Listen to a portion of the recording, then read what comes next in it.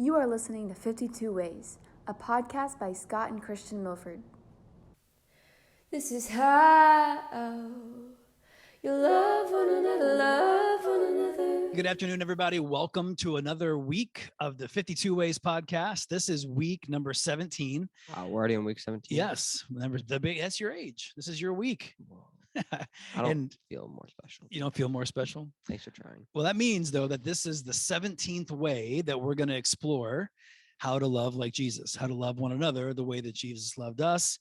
And as always, our hope, our prayer is that whatever we talk about today helps us get better at doing what Jesus said was so important, which was loving like he loved us. He said that they will know that you are my followers by the way that you love. So hey, Dad, that's what we're going to talk about. Yep. Are you 52? No. No, okay. Just checking. 48. Okay. Wait, so do I look like I'm 52? By the time we're done with this, podcast, will you be over 52? No, I'll be 49. Yes, you're right. Yeah. Unless somehow I'm going to age like 4 years in the next year. Or we don't finish the podcast in 4 years. Oh, we're finishing the podcast. We're finishing the podcast. There goes my summer. Yeah. Well, what about whenever like I'm at camps and we're at camps? We're going to have to, either I'll have to do a couple by myself. Which will be completely boring and no one will watch it. So you breathe life into this thing, huh? Oh, yeah. Oh, is that how it is? I bet you would have a few people watch this if it wasn't. Well, we already have just a few. So we are on the board as far as podcast rankings. Wait, did I tell you that?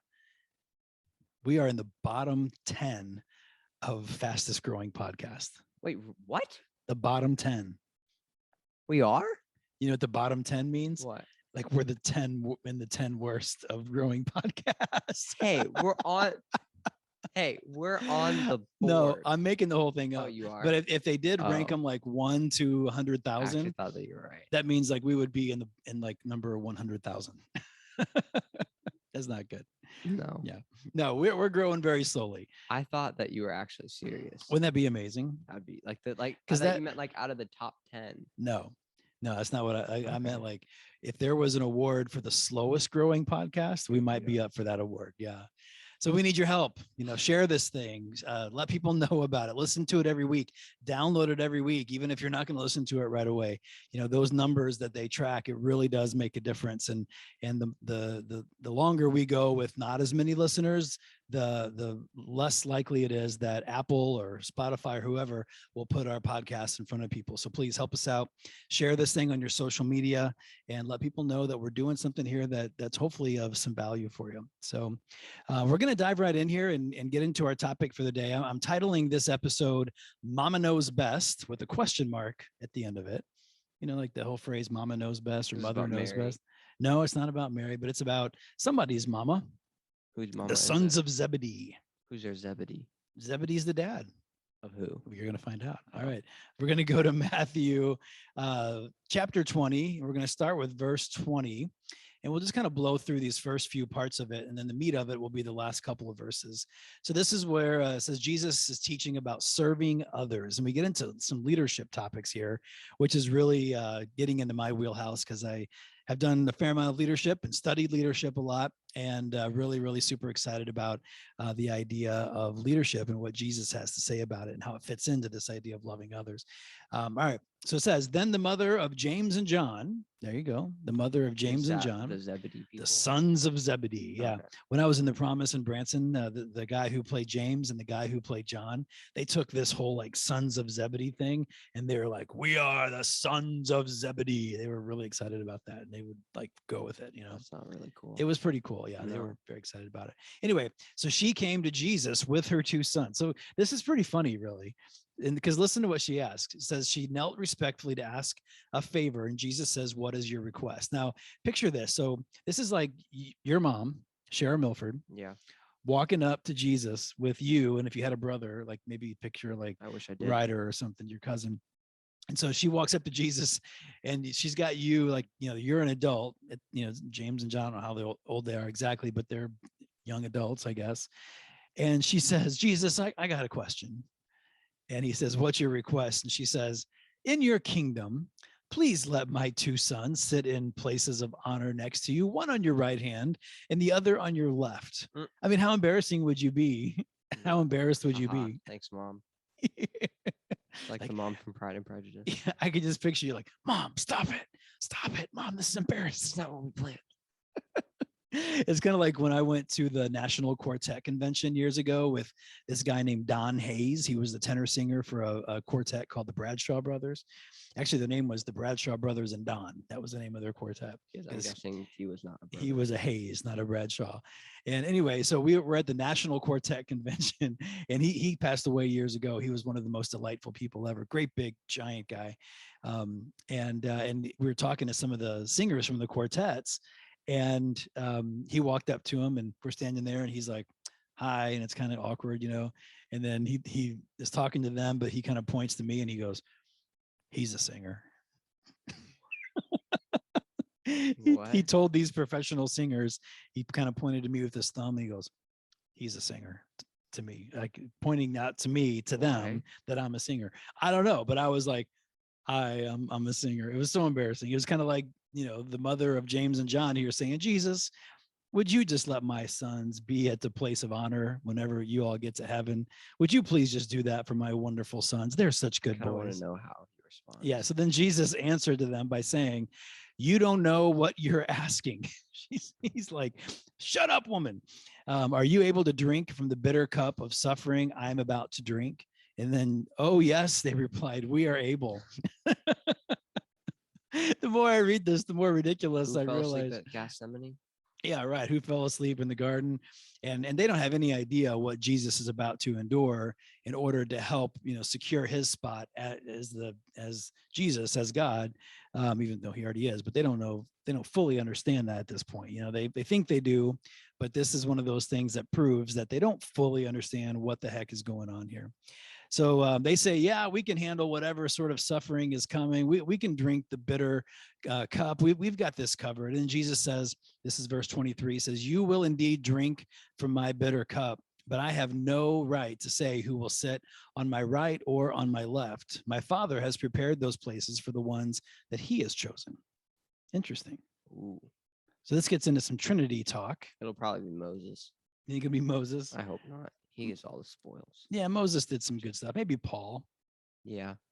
Paul Or did maybe some Grandpa. good stuff. He's a pretty cool guy. Yeah, Grandpa Weber, he's pretty good. Or do you Yeah. mean Grandpa Milford? No, Grandpa Weber. Yeah. Grandpa Milford's pretty cool. Yeah. He's a Catholic. No, I'm joking. Joking. Hey, I'm joking. we will have many, many Catholics all around us in heaven. You know that. Joking. Yeah, you're joking. Okay. So then it goes on. It says, when, this is verse 24, when the 10 other disciples heard what James and John had asked, they were indignant. You know what that word means? No. They're like mad. Like, what? Like, what, are you serious? And it says, but Jesus called them together. And the reason they were probably. Were they disciples? Yeah. Yeah. Yeah. Already? Oh, So yeah. they already yeah. are. This is way into the ministry. Okay. And they want to know that their work and their sacrifice to follow Jesus around for these 3 years is worth something. Gosh. Yeah. They're still thinking of themselves. And so Jesus has the opportunity here to teach them a big old lesson. So This it says, is very silly. but Jesus called them together and said, "You know that the rulers in this world lord it over their people, and officials flaunt their authority over those under them." So Jesus is saying, you know, the ways of the world is that those who are in authority, they make other people feel it, you know, and like, no, like, I am your boss, I am your ruler, I am your governor, I am your president, and you will listen to me because I am powerful. That's the way of the world when it comes to power. But then he says, but among you, it will be different. Meaning for you, my followers, that is not how I want you to be. This is one of the ways that we can set ourselves apart from the world. We hear that in the Bible a lot around being set apart. And I think Christians often misuse that. We need to be set apart by the way we love, not by the way that we, you know, behave, and the way that we do things or don't do things. I mean, that falls into place. That ends up being part of it, but it's all rooted in what Jesus is saying here is, you know, like, for leaders, don't rule with a heavy hand and flaunt your power. But he says, you will be different. Whoever wants to be a leader among you must be your servant. Wow. So the fact that Is it the first shall be last and the last shall be first? it is, yeah. Idea. Yeah. So he's basically saying, if you're a leader and you want to figure out who your successor leader is going to be, it's the one who wants to be your servant, not the one who wants to be your successor. Servant leadership. Yeah. And then he says, whoever wants to be first among you must become your slave. So if you want to be the successor, if you want to sit at the right hand of the king, you have to be the slave, not the right hand man who's knocking on the door. Pick me, pick me, pick me, pick me. For even the Son of Man came not to be served, but to serve others and to give his life as a ransom for many. So it's like, okay, this is the whole point of the podcast, Christian. We're here to learn from Jesus on what he said and what he did as far as how we should treat other people. And this is exactly it. Even the Son of Man came to serve, not to serve, but to serve others, even other translations, I think, say to the point of death, but to give his life as a ransom for many. So that's service. Like, he is a slave to all of us, even though he is God. He is Savior. He is the Son of God. He is the perfect Lamb. He is all these things, yet he died for us. Now, literal thinking might say we should go die for everybody, but the point here is even Jesus did this. You're trying to hit me. Even Jesus Not what I served us to the point of death. So we have to be willing to serve. Our goal is to serve, not to become leader. And that hits home for me because I worked really hard to become a leader at work, become a leader in church. I wanted that. And so I hear this and I'm like, I'm not sure my motives. But you're leading in order to serve more people. I know. And so my hope is that my motives have always been good because I want to help people. I want to serve people. I want to use servant leadership approaches to help people get to where they want to be and to grow and to develop and all those things. But there's a part of me, I'll admit, that loves the idea of being the leader. I think most leaders, if they're honest, there's a part of them that just likes the idea of being the leader. Yeah. Like you were the leader of, you still do some leading with this youth group. Oh, yeah. Yeah. So how does that feel for you to be in a position of somewhat leadership among a youth group versus just a participant? Well, I say, what game do you guys want to play? They say, scatterball. And that's basically all I do. So the fact, though, that you're the one that says, what game do you all want to play? What does that feel like to you to be that person? It feels like I'm an authority. Is it a big deal to you? I like being able to choose the game. I thought they chose the game. If I don't like their idea. I'm joking. I was joking. I knew I was going to put myself into that. No, actually, if there's a game that I want to play, I still play it with them. So. But just think about this. Like when they all started arriving, the youth started arriving. Yeah. And they're gathering. They're waiting for you to prompt, the start of the activities, right? Yeah. So what is that like for you to know? It's different than when you're just there to be a participant. Yeah. You just know that you're the one that they're looking to for the green light to start. Is that a big deal to you? Not really. Okay. So, and then maybe that's one thing that we're different. And for me, that's a big deal. Like I really love that. And I have to be careful in my life that I don't do what James and John's mother did here. Yeah. And seek that position of authority for my own ego or like self-validation. So, so as Christians, and here's the other thing. Sorry, that was like a weird, like,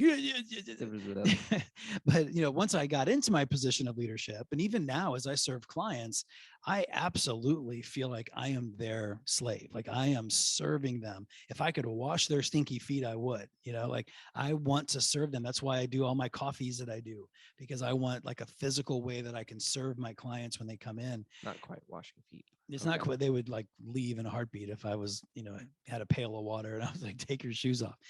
But, I can make them a delicious Milford mocha, and it's a physical way of serving them as we get into our conversation. So, so I think that's important as we become leaders. If Christians, whether you're a pastor or a leader at your work or whatever, as Christians, we need to serve the people that we're leading the way that Jesus served his disciples and the people of his day through healings and just all the ways that he served them, even to the point of death. So we got to follow Jesus's example when it comes to that. Now, it's interesting that whoever wants to be first will end up being a slave.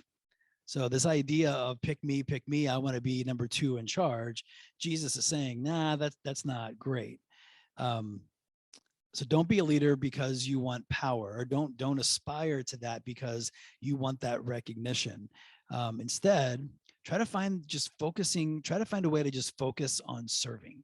How can I serve the people that are around me in this job or in my volunteer role at church? How about you? Whenever you're working with the youth group, is that something that's like, are you just one of the kids once you get going? Yeah, basically. I mean, I know this is kind of not what you're going for, but I'm basically like grandpa's mental support the whole Okay. time because he doesn't feel very comfortable around kids. Yeah.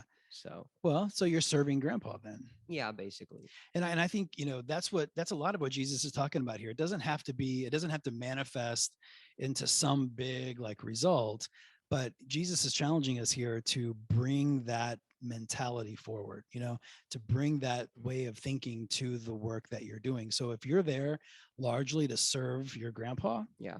and help him be successful in this youth group, then that is a noble cause. So kudos to you.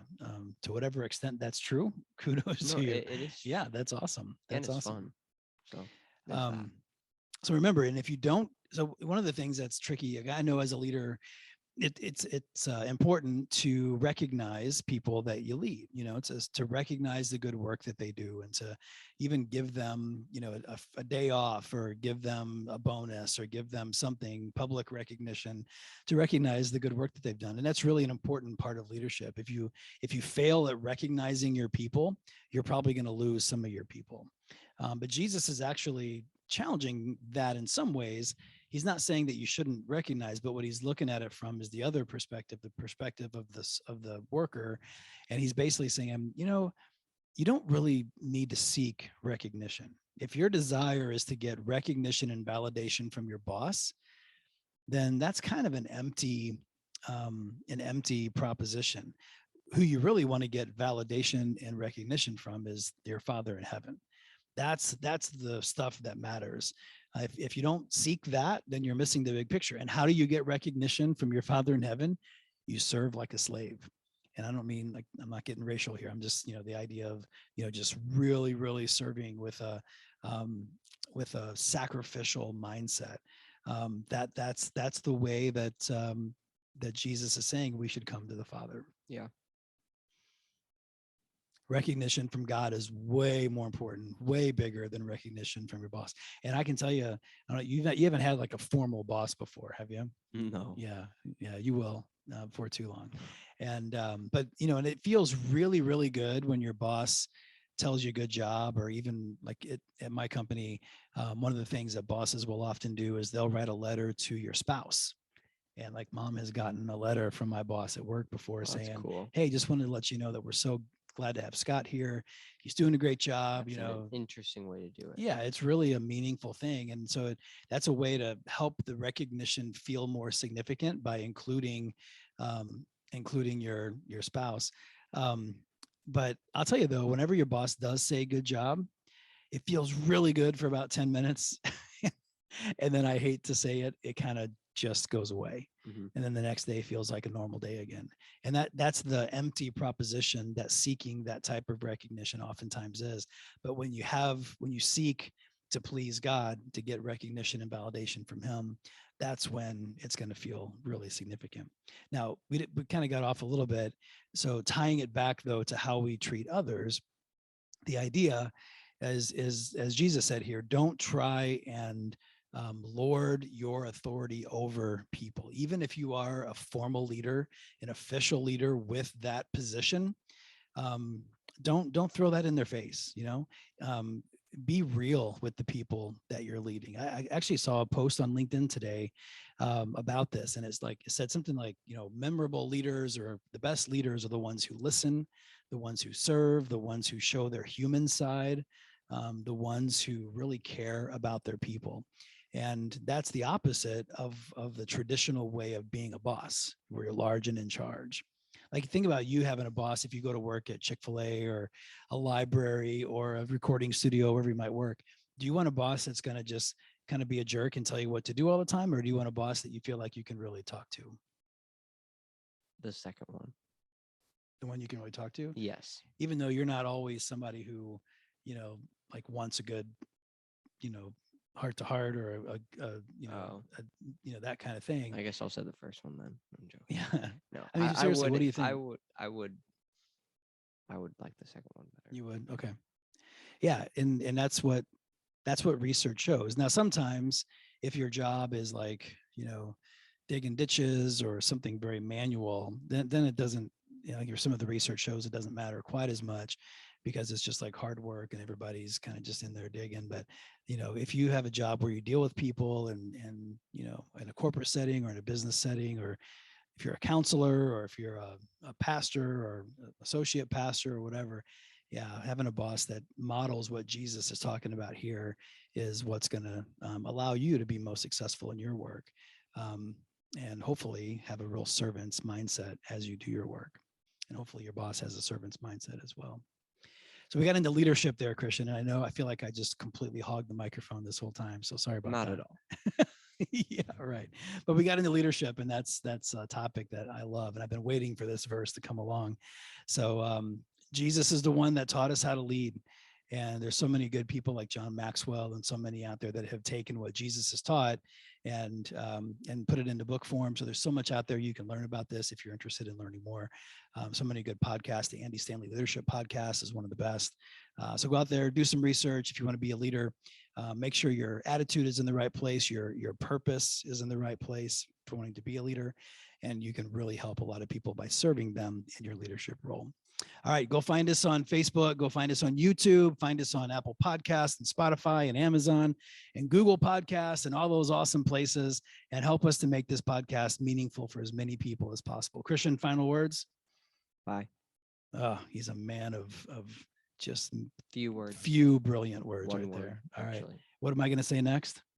Oh, be well, my friends. Be well, my friends. Love